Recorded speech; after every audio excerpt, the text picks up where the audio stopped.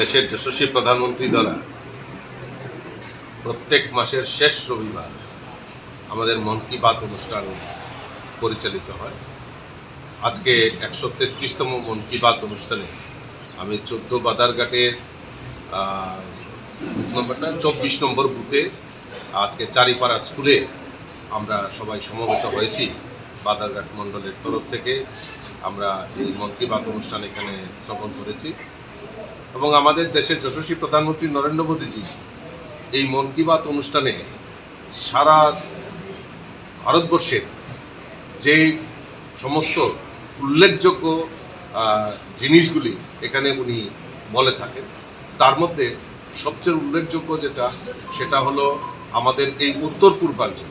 ওনার প্রত্যেক মন কি বাতে উত্তর পূর্বাঞ্চল নিয়ে নতুন নতুন ইনোভেটিভ যে কর্মসূচি পালিত হচ্ছে সেগুলি উল্লেখ করে থাকে। আমি ধন্যবাদ জানাই দেশের যশস্বী প্রধানমন্ত্রী নরেন্দ্র মোদীজিকে।